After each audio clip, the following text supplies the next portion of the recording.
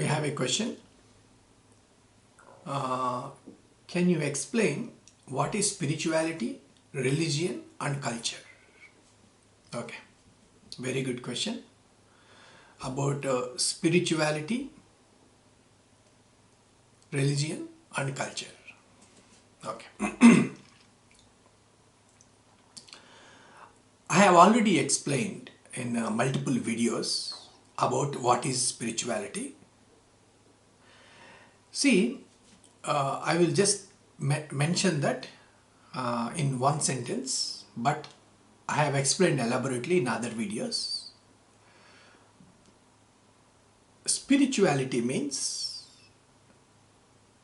using meditation or any other technique. If we can silence our mind, we experience a pure conscious space. From that conscious space, we function. We do our whatever we want to do from that space. So from the space from where we do matters. In the pure conscious space is the ultimate experience a human being can ever experience. That is spirituality. Now, please understand, listen carefully and understand how I am differentiating spirituality and religion. There is a lot of confusion about religion. Why religion looking so dogmatic? I will answer those questions in a different video because the length of the video will become too long. In this video, I want to really nail down about spirituality, the difference between spirituality and religion, and how culture happens. Excuse me. So now I have explained about spirituality. How spirituality happens? Who teaches spirituality? Generally, enlightened masters, when they happen, like great enlightened masters like Ramakrishna Paramahamsa and his disciple Vivekananda, like great enlightened masters have happened. When these enlightened masters happen, they teach certain techniques. Like Buddha taught Vipassana. Even today, Vipassana is taught all over the world. Excuse me. So these enlightened masters, they teach. Their teachings are there, and they initiate disciples into their teachings and help them to become enlightened. So enlightened masters, what do they contain? Their energy. The enlightened master's energy will be there, their teachings will be there, and a group of people that are gathered around the enlightened master. Because the body has its limitations. After 50 years or 80 years or 90 years, the enlightened master has to leave this body and take another body or whatever it is. But this body needs to be dropped. So, when the enlightened master is leaving the body, what has he come down with? With his energy, with his teachings, and a group of people gathered around him. So he initiated a lot of people into his teachings and helped them to become enlightened. Fantastic, no problem until here. Once the enlightened master leaves the body, then what will happen to his teachings? Is there any way a person like who is born after 100 years after this enlightened master left his body, so can he still be benefited? The answer is yes. See, we are still able to practice the teachings of Buddha or Vivekananda or Ramakrishna Paramahamsa. All their teachings are still available. So where these teachings are available, these masters, when they were there in the body, they started their either centers or temples or ashramas or communities, whatever you call it. They started those things. Adi Shankara hundreds of years before he walked on this planet. When he was there, he created 4 centers in India, north, south, east, west of the country. There are 4 centers he started. Even if you go today, his teachings are available there. So his teachings now are available in a geographical location. It may be called an ashram or a temple, whatever it is. So they are available there.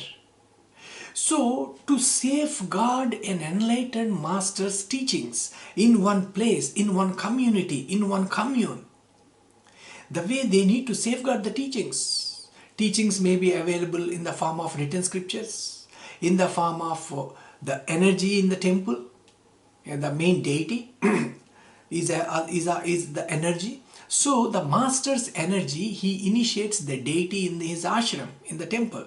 So energy is available in that form, and his teachings are available, and a group of people are still there even after a few hundred years. Still a bunch of people are available, those who are practicing. So the way exactly how an enlightened master was in the body, the 3 things are there. They are still available after a few hundred or few thousand years also. The 3 things are available. The enlightened master may not be available in the physical body, but he is available in the form of the deity. And his teachings are available. In the olden days, they used to write on the walls of the temples, the teachings. Energy is there, teachings are there, and a group of people practicing. So when the enlightened master was in the body, he initiates people into his teachings. So it can be called sannyas initiation, it can be called any kind of initiation.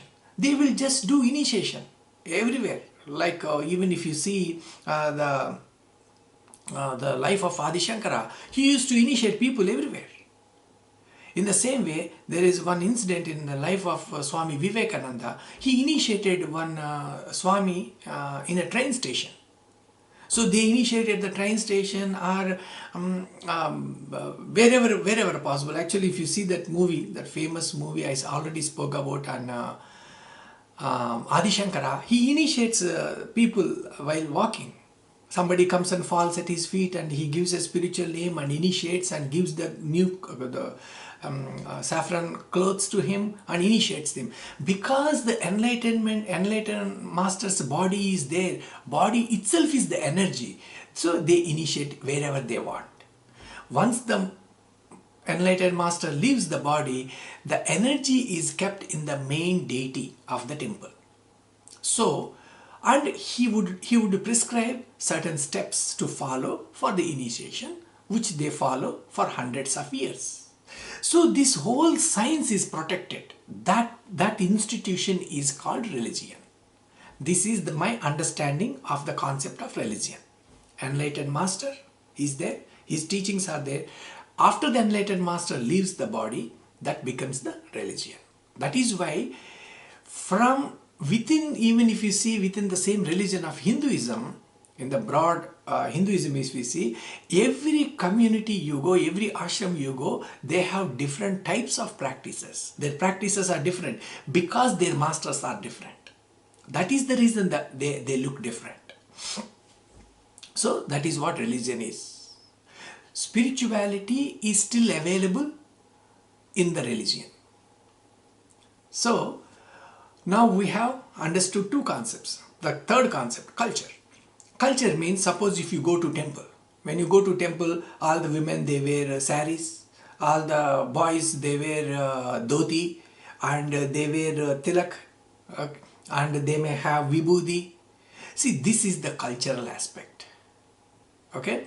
Now, spirituality is the fragrance. Okay. Religion is the plant, is something like the plant that is giving the flowers which gives the fragrance. Imagine you are clearing your backyard. Your backyard is full of weeds.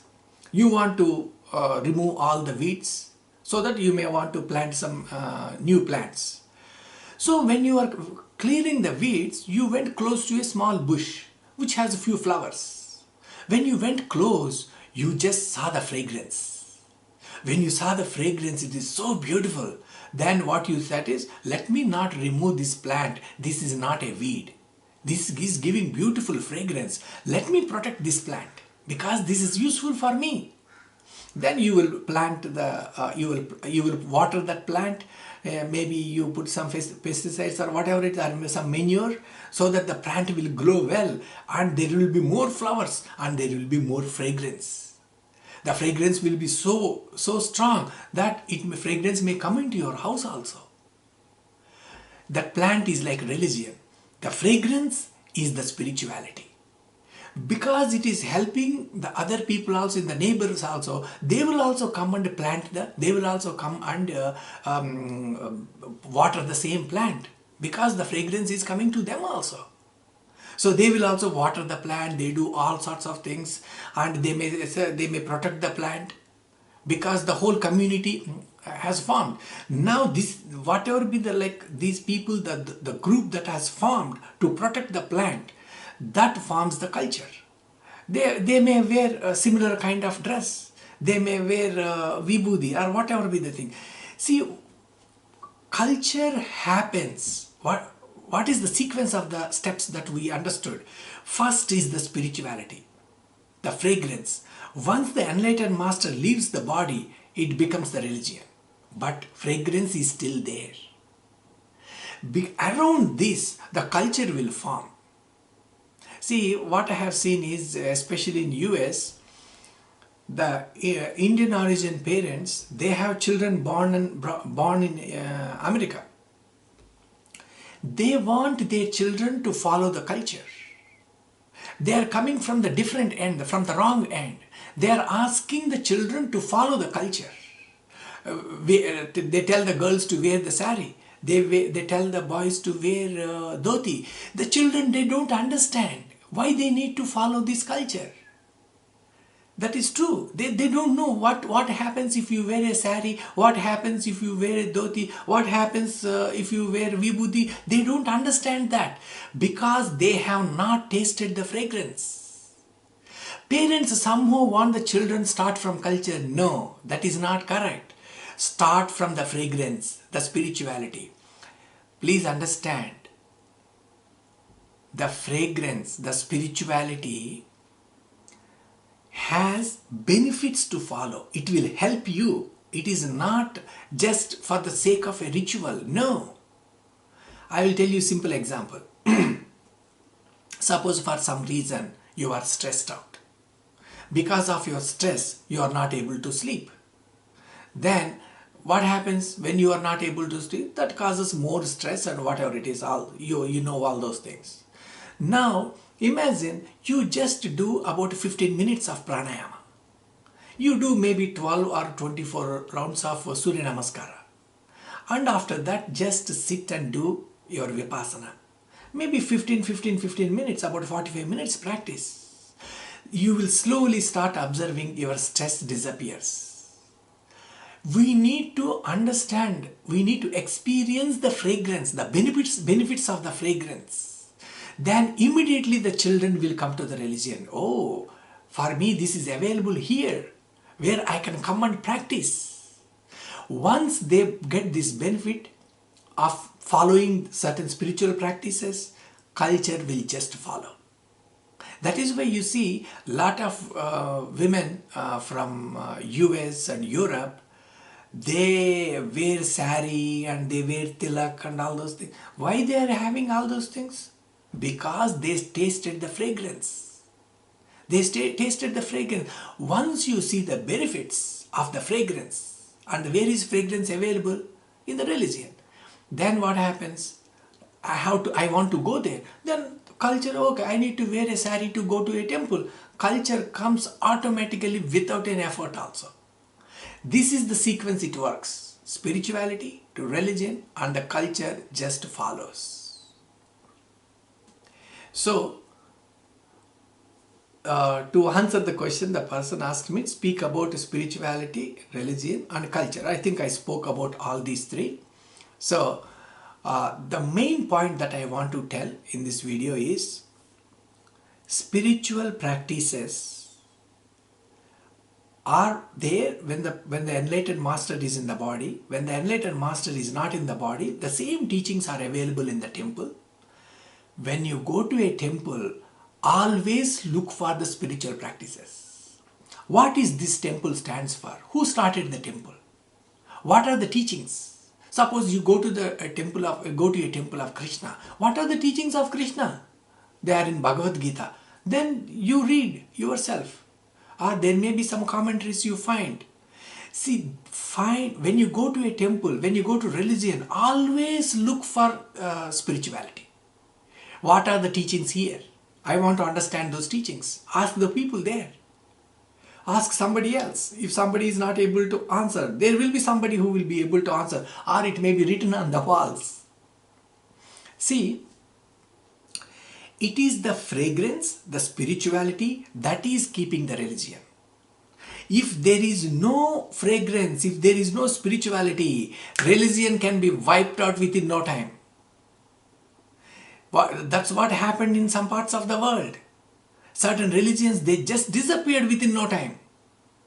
But if you see Hinduism, for 1000 years, people attacked Hinduism, but Hinduism always stood up, always survived. Why? Not because the strength in the religion, because of the strength in the spirituality. Once the fragrance is there, people will automatically come and protect the plant, because these people benefited from the fragrance. So once you taste the fragrance, you automatically become part of the religion. If you have not tasted the fragrance of the religion, even if you force somebody, like how kids are in US are dragged to the temple, okay, they don't know why they are there. It is not their fault. They also don't know, and the parents are not able to tell this. When you take your children to a temple, first make them understand the spiritual side of the temple. What this temple stands for. What are the teachings of the the person who was the founder of this temple? Suppose if it is the founder was Adi Shankara. What are his teachings? Those books, fortunately, they are available even now. Because your kids can practice them, read those things and get the benefit. Unless they are benefited, like any other human being, unless we are benefited, we won't do anything. Okay, everybody will ask, what is in for me? How do I benefit if I follow a religion? If there is no benefit in the spirituality, nobody will follow. People will just drop it.